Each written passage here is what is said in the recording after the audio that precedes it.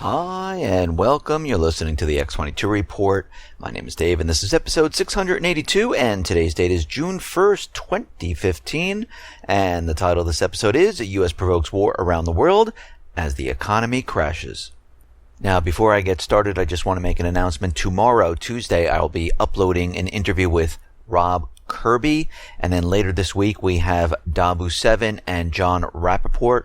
So I will let you know when those interviews are uploaded so you can come over and listen to them. If you are on the X22Report.com alert email system, you will receive an email. If you subscribe to YouTube, hopefully YouTube will send you an email letting you know that I uploaded the video. If not, you can come to the X22Report.com site and you can see the video on the right-hand side. Or just go to YouTube and type in X22 Report Spotlight, and it should bring you right to the channel where you can listen to the interview. Let's get into the economic collapse news. Now, we understand that President Hollande has been telling us for many years that France is going to be doing better, unemployment's going to go down, production's going to go up, and the country is just going to do absolutely fine. Now, I remember back in August of 2013 when the United States was out there pushing that false flag event against President Assad. We heard the Eurozone. We heard France out there telling us that everything is fine. They see a huge improvement in the economy. Well, let's fast forward now from 2013 to 2015. We don't see this whatsoever. And right now we can see that out of all the promises he gave the people, we see that unemployment in France has now risen to 7-month highs. A new record high right now. And it's continually increasing. It's not falling like he projected. And we know why, because all of these countries are in the same boat as Greece. Now, is it exact? No. But they all have a huge amount of debt. They have austerity. And they have very high unemployment. Youth unemployment is even higher. And as years go by, the youth, they are the next generation. And if they're not working, they're not buying. If they're not working, they're not saving. If they're not working, they're not going to go purchase a home or a car.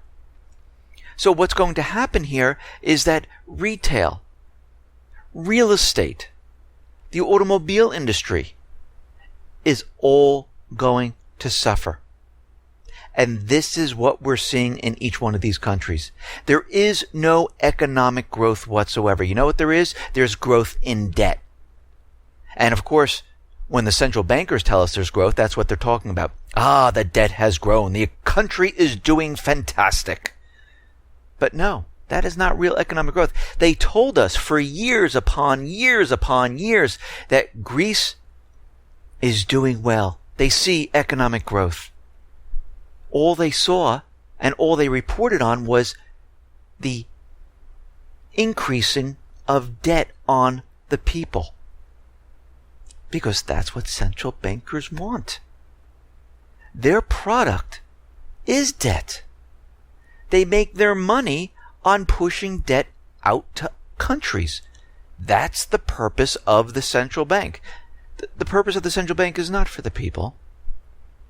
It's to enslave each one of these countries. And it so happens that most of the countries are enslaved to the central bank. And this is what we need to break free of.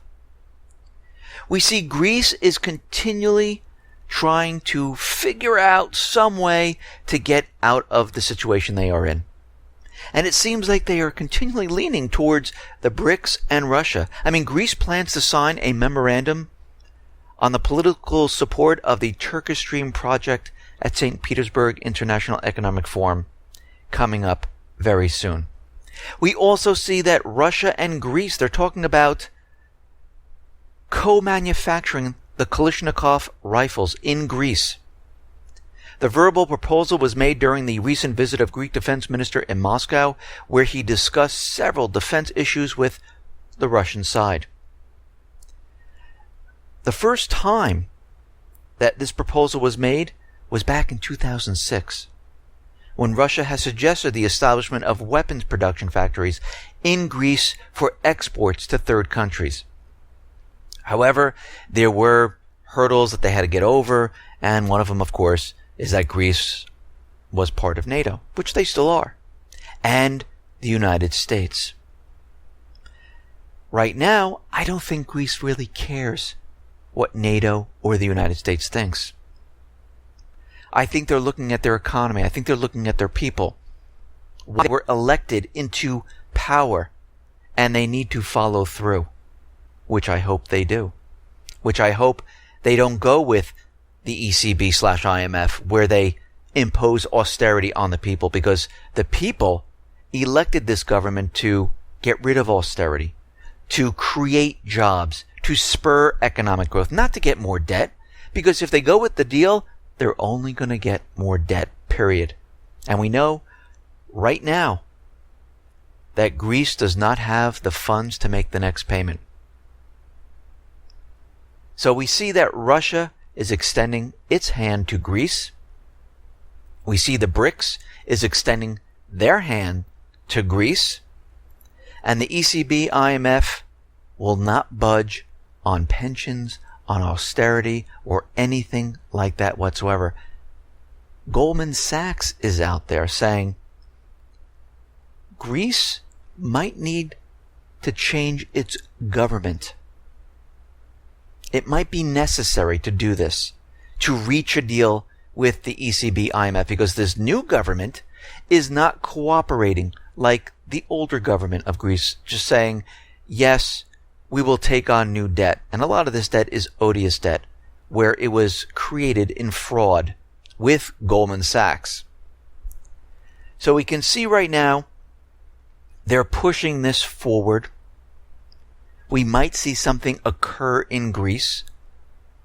We're going to have to watch the situation very closely, because we see a color revolution occurring now in Macedonia, and I wouldn't be surprised if Greece decides to say, you know something, we're going to default. We're going to go with Russia, with the BRICS system, whatever they decide to do. This is going to create a huge problem for the Eurozone. We're going to see other countries looking at this going, maybe we should do something. We might see something being created inside Greece to maybe replace this government. It's strange that they would even mention something like this at this point in time. So we'll have to watch this very, very carefully. We see here in the United States that the American people, they're just tapped out. They just don't have the funds. And of course, everyone's talking about, the incomes around the U.S.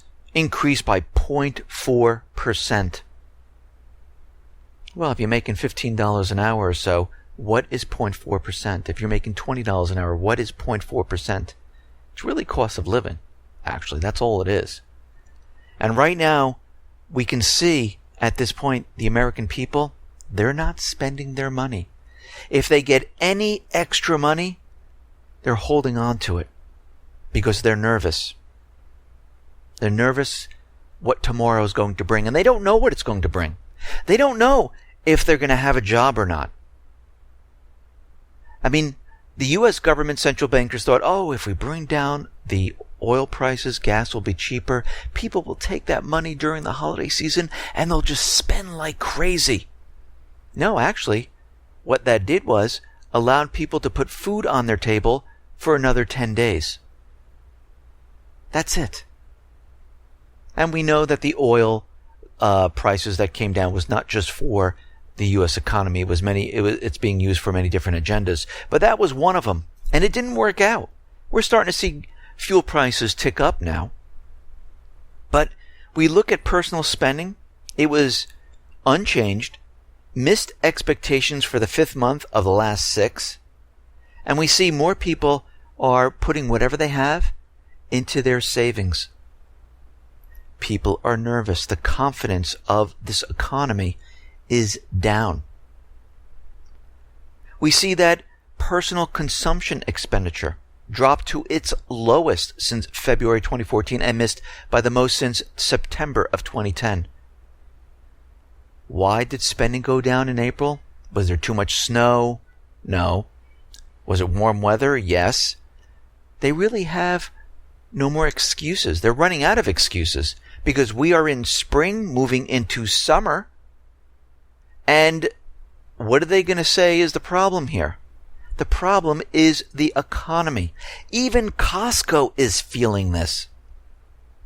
Costco Wholesale Corp fell for the first time in nearly 6 years. Comparable store sales fell 1% for the 3 months ended May 10th, the first quarterly drop for the warehouse club retailer since 2009, during the Great Recession. International sales dropped 6%. This tells us something, and this is the wholesale warehouse shopping, where things are supposedly cheaper. But people don't have the funds to go out and purchase these goods. The economy is hitting home and hitting home hard. And people are waking up going, what just happened here? We see more layoffs. JP Morgan Chase has told us 5,000 more people. And then we have an announcement from HSBC. They're going to be laying off 10 to 20,000 people. Think about this for a second. We know the U.S. government does not record layoffs as of 2013 because they just had to cut it from their budget. They left the golf courses, the restaurants for the government personnel to use, the private limousines, that's all fine. They kept everything for them, but that layoff report they just had to get rid of. It was just way too expensive. And we see many people being laid off in retail, in corporations. There are not enough jobs for these people to go out and get another one. This is why we see people taking their resume, sending it out, and getting no response.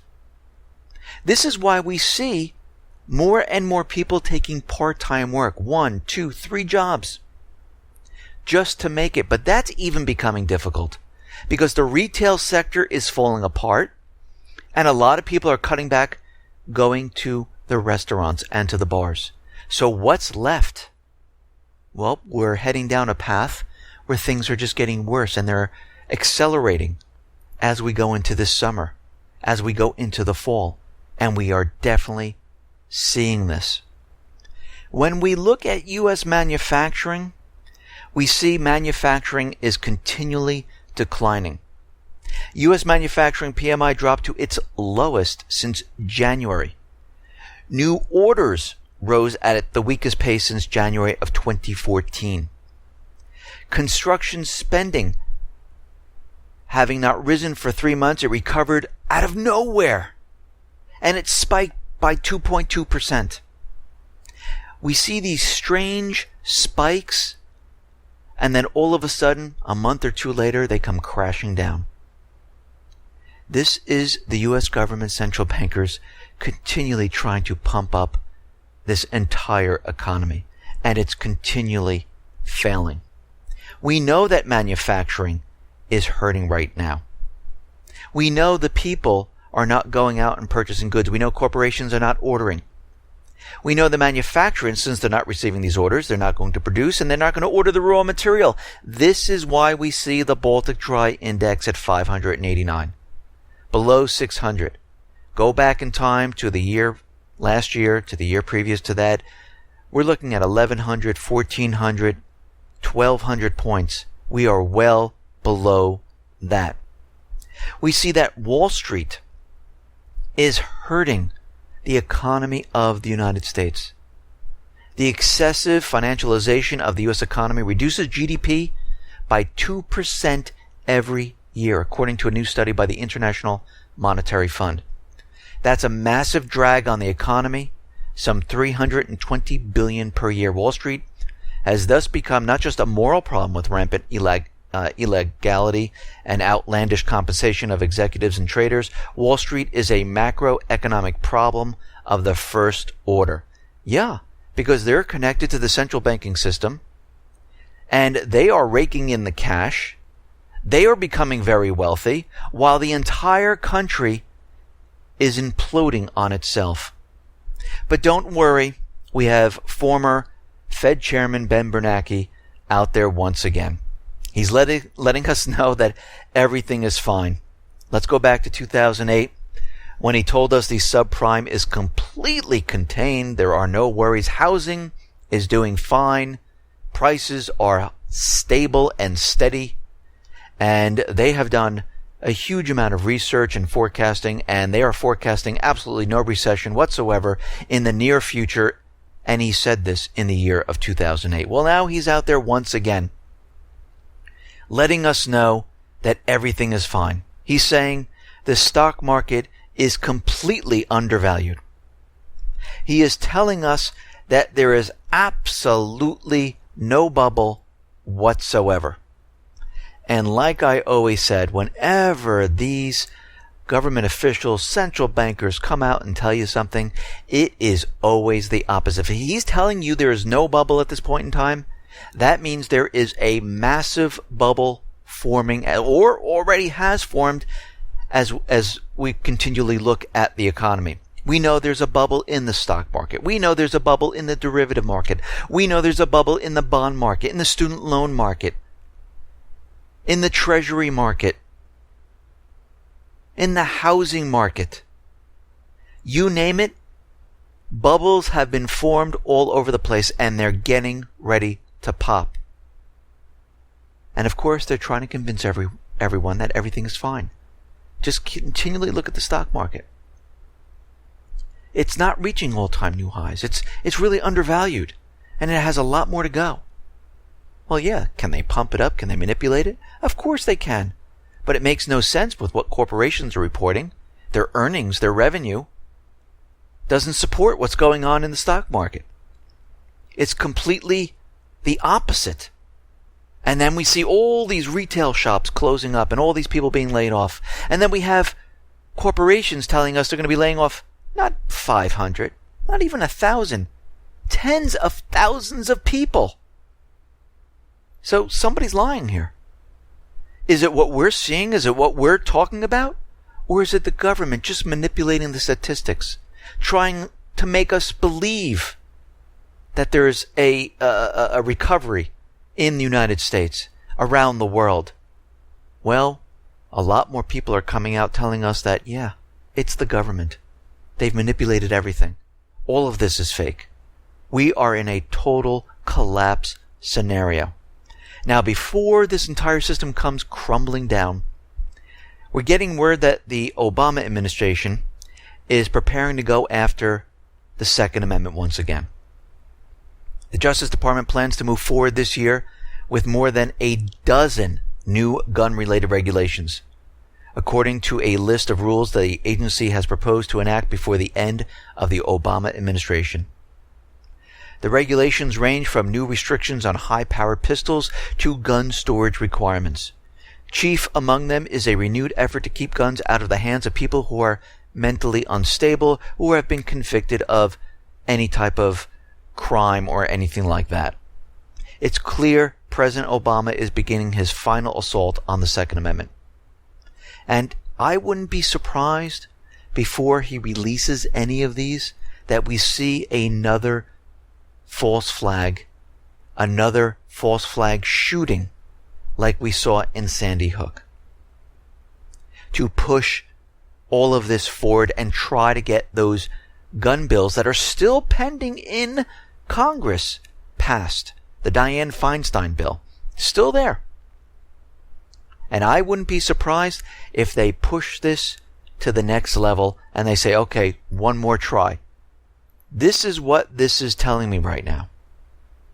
We understand the Patriot Act has expired at midnight on May 31st, and everyone should feel relieved that they're not spying on us. Well, that's not true whatsoever. They're continually spying on you. Actually, before the Patriot Act, they were always spying on the American people. The Patriot Act just said, okay, we can actually tell the American people that it's legal because we have this law, and we'll use it to our benefit. That's all that did. So if we get caught, we can say, well, under Section 215, it was legal for us to do this. No, it isn't, because what's above that is the Fourth Amendment. So it is not legal. but that's what they did and that's what they used. But before that time period, there was Project Shamrock, Project Harvest. They were continually spying on everyone. This isn't the first time. So they're not going to stop spying. And actually, this was a complete setup. They wanted the Patriot Act to expire, to make everyone feel like everything is okay, that everything is fine. Actually, the American people, there was a new poll that almost everyone was opposed to the Patriot Act, which allowed the NSA to spy on its own citizens. And they knew this, so they had to let it expire, because what they're ushering in right now is the USA Freedom Act. And they're trying to convince everyone that this will help the entire situation. Well, if that already expired, and they don't have any legal grounds to spy on the American people, what do we need the USA Freedom Act for? We need it because, actually, we don't need it. They need it because they need to show everyone that they're not spying on the American people, the corporations are. We're just taking what we need, and that will be all the information that the corporations gather.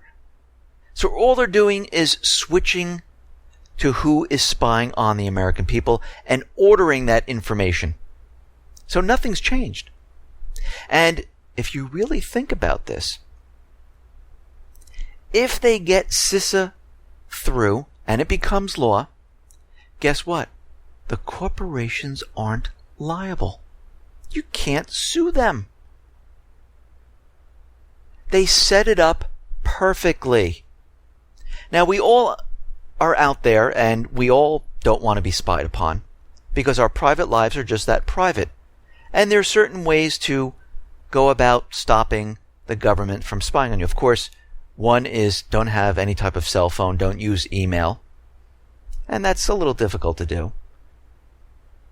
Don't send any text, that's even harder.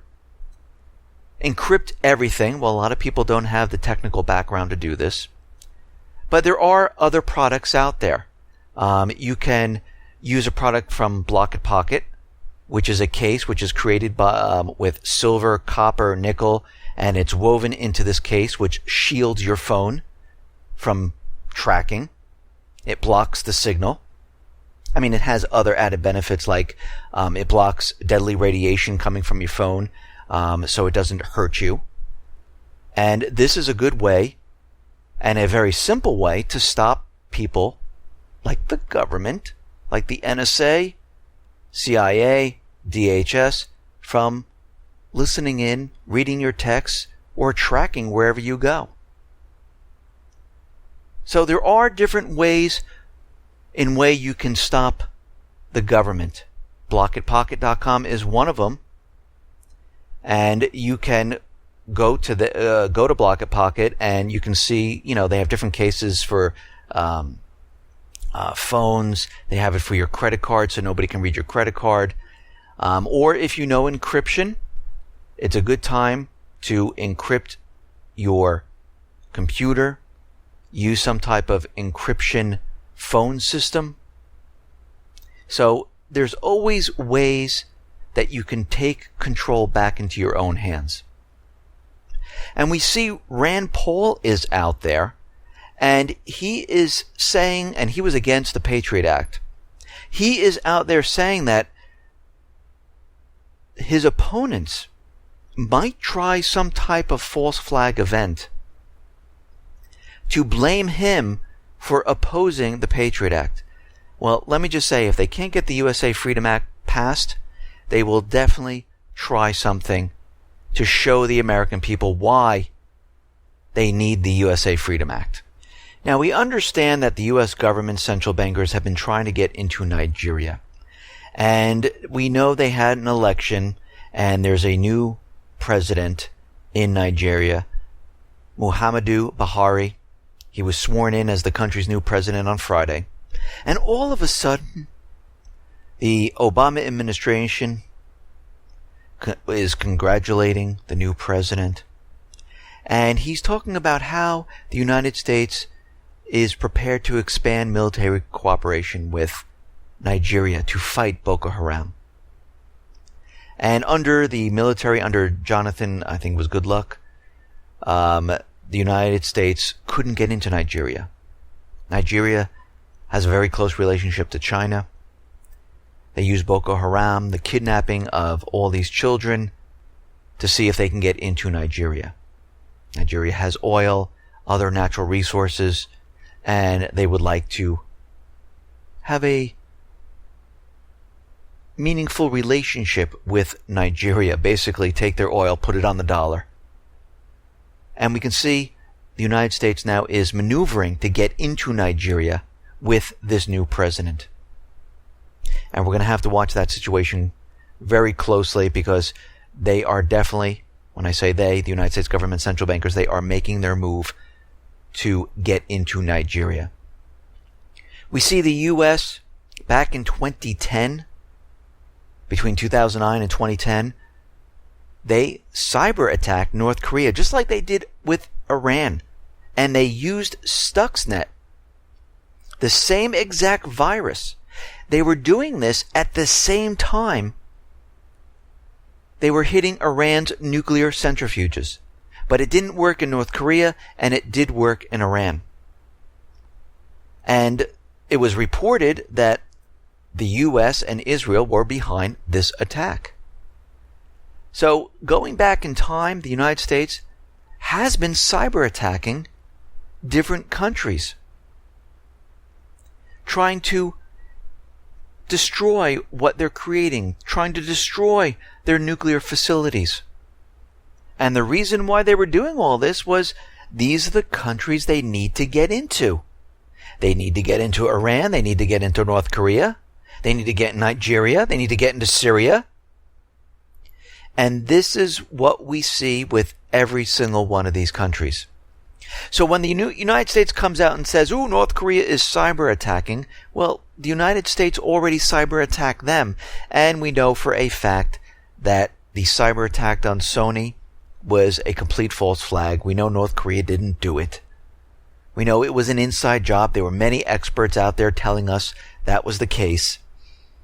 And every time the U.S. government central bankers come out within a day or hours later that they know exactly who it is, we know it's completely fake, phony, and false. Because advanced actors, they bounce it off many servers. It is very, very hard to detect where it is coming from. Russia right now is out there and they're saying they're very concerned about what is going on in Macedonia. We know it is a color revolution, and they're out there saying that yes, what is happening in Macedonia is coming from the outside. It's being orchestrated from the outside. So they know exactly who is behind this. They know what's going on. And this is all because of the pipeline. The Turkish Stream pipeline from Russia is supposed to go through Macedonia. And the United States government central bankers are trying to overthrow the government so the pipeline will not pass through this country.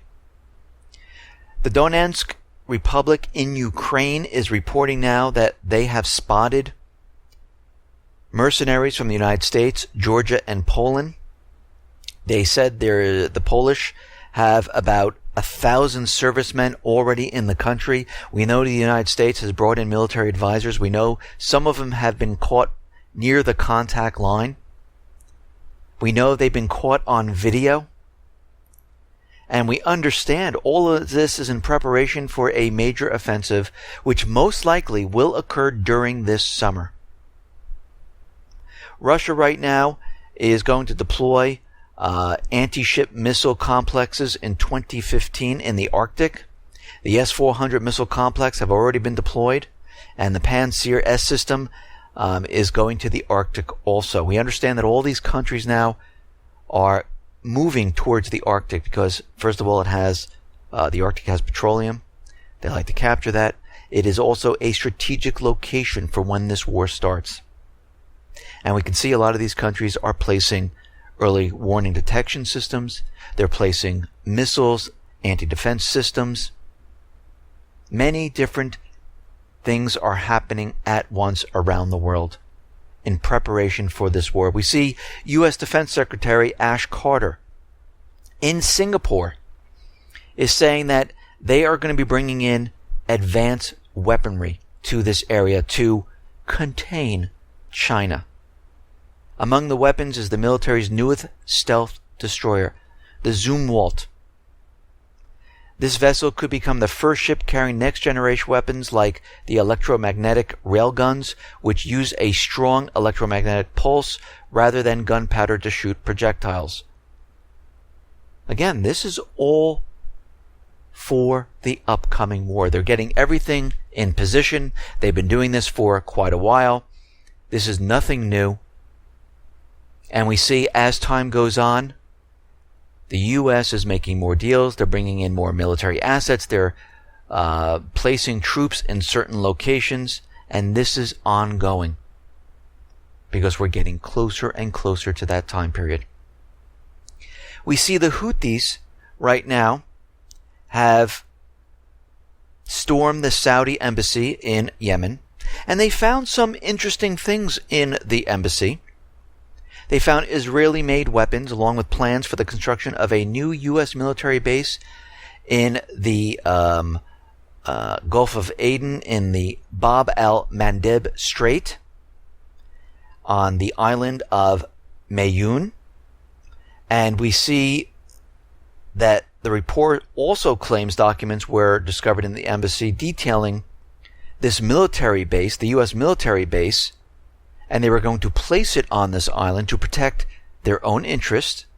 Of course, this is the choke point between Djibouti and Yemen. So they're going to put a base there so they can have the oil flow through the strait and out to the Gulf of Aden. And they're going to protect their interests. No, not the people of the United States. They're the central bankers' oil. That's what they're going to protect. And we can see this is what they're doing at this point in time in that area. There was a UN chartered ship headed towards Yemen, and they were carrying humanitarian supplies for the Yemeni people. And there's a report out there saying the Houthis are firing at this humanitarian ship. Now, why would the Houthis fire at a UN chartered ship that had supplies, food, medical supplies for the people and for themselves? It makes no sense unless they did by accident, but they're trying to show that, the Houthis are dangerous. They're even firing on humanitarian vessels. They're kidnapping. These are the same tactics they use in every place they need to get into. We see that the Saudi Arabian government is still using cluster bombs. In Yemen, the Human Rights Watch group says they have evidence which shows that Saudi Arabia has been pounding neighborhoods with these cluster bombs. These weapons can't distinguish military targets from civilians. And then they have the unexploded submunitions that just lay there, and it threatens the civilians, children, and they can go off at any time. Libya right now is edging closer to an economic collapse. It seems that every country the United States government central bankers get into, they seem to have some type of economic problem. Look at Ukraine. Look at Yemen. Look at Libya now. Look at Iraq. It's all the same. Humanitarian crisis, war with the people, and their economy collapses. All for what? So the central bankers can continually prop up their own system with the natural resources of those countries. That's it. We see that U.S. bombers hold fire on the Islamic State targets. Instead, what they do is they hit infrastructure. They hit Syrian military bases, refineries, schools, civilians, but not the Islamic State. Nearly 75% of U.S. bombing runs targeted the Islamic State in Iraq and Syria returned to the base without firing their weapons on the Islamic State. Instead, they fired on the infrastructure. We see they're using the same exact tactic they use in Nigeria with Boko Haram. They're reporting that the Islamic State has kidnapped up to 500 children in Iraq, and they're taking them to Syria. Well, all of this is being done. It's being used as propaganda to get Congress to pass the authorization for war so they can go after the children. They are going to throw everything they possibly can now out, even the kitchen sink, to get that authorization of war passed until they lead up to that main event. And we understand the corporate media right now is trying to convince everyone that Russia might not back Assad if the United States makes a play and goes after Assad. Well, I don't believe that's true, because we see Russia has made many economic deals. They have ships in the port of in Syria, and they've been backing Assad all this time. All of a sudden, they're not just going to walk away. But of course, the corporate media, and this is coming out of a Saudi-backed paper, where they're trying to convince everyone that Russia is no longer backing Assad. And we can see they're going to be making a move into Syria very soon. Now, coming up at the end of June, we see another drill, another exercise called Operation Northern Exposure. Over 1,000 troops are going to take part in the Michigan Dirty Bomb exercise. And we understand that this is ongoing. We see Jade Helm. We see this Dirty Bomb exercise. And we see many other exercises around the country where they've been practicing chemical weapon attacks, other dirty bomb drills that they were having in different parts of the country. This is all in preparation. And we will probably most likely see a huge drill happen in many different cities when the event occurs. And this is all leading up to it right now. I mean, we can take a look at this when this approaches in June. Will something happen in this area? Most likely not, but it's a good idea to keep an eye on it. Now, something might happen, but I think they're going to do something bigger than this. I think there's going to be FEMA. I think there's going to be a bigger drill happening in multiple locations. And this will give us the signal that something is about to happen. Listen, everyone, thanks a lot for listening. Be well, be safe, and especially be prepared. Thanks a lot.